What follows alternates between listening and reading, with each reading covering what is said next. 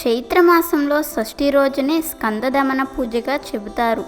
ఈ రోజున ఈశ్వరుని కుమారుడైన కుమారస్వామి స్కందోత్పత్తి జరిగిందని అంటారు. ఈనాడు అర్క కుమార షష్ఠి వ్రతాలు ఆచరిస్తారు. షణ్ముఖుడు అనగా కుమారస్వామి శివపార్వతుల తనయుడు, వినాయకుడి తమ్ముడు, దేవతల సేనాధిపతి. ఈయనకే స్కందుడు అని, కార్తికేయుడు అని, శరవణుడు అని, సుబ్రహ్మణ్యుడు అనే పేర్లు కూడా ఉన్నాయి. ఈయన వాహనము నెమలి. స్కంద పురాణంలో ఈయన గురించి అనేక గాథలు వివరించబడ్డాయి. ప్రస్తుత కాలంలో ప్రతి ఒక్కరూ ఎంతగానో బాధలు పడేది డబ్బు లేకపోవడం వలన. డబ్బు ఉంటే ఏదైనా చేయవచ్చు, డబ్బులు లేకపోతే అసలు దేనికి పనికిరాము అనే ఆలోచన వస్తుంది. డబ్బు లేకపోవడం వలన చాలామంది రకరకాలుగా బాధలను అనుభవిస్తున్నారు. నెలంతా కష్టపడి సంపాదించినా ఎలాంటి ప్రయోజనం లేకపోవడంతో కష్టాలను అనుభవిస్తూనే ఉన్నారు. ఆర్థిక సమస్యలతో పాటు అనారోగ్య సమస్యలతో కూడా చాలామంది ఇబ్బందులు పడుతున్నారు. వీటితో పాటు ఇంట్లో భార్యాభర్తల మధ్య సఖ్యత లేకపోవడం, ప్రతి చిన్న విషయానికి గొడవలు పడటం వలన మనశ్శాంతి కరువవుతుంది.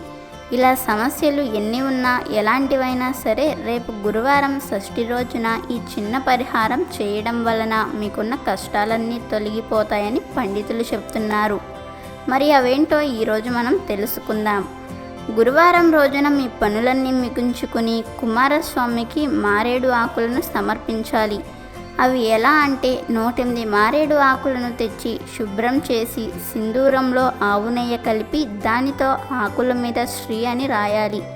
అలా రాస్తున్న సమయంలో ఓం సాం హ్రీం శరవణ భవాయ సుబ్రహ్మణ్యాయ హ్రీం సాం ఓం అని మనసులో స్మరిస్తూ 108 ఆకుల మీద శ్రీ అని రాసి వాటన్నిటినీ మాలగా కట్టాలి.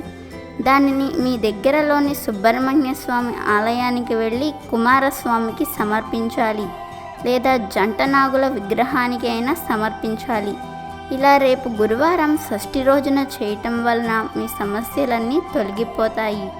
కావున మీరు కూడా రేపు గురువారం ఇప్పుడు చెప్పిన విధంగా చేయడం వలన మీకున్న ఆర్థిక అనారోగ్య బాధలు తొలగిపోయి ప్రశాంతత లభించి షణ్ముఖుడి అనుగ్రహంతో అష్టైశ్వర్యాలు కలిగి ఆనందంగా జీవిస్తారు.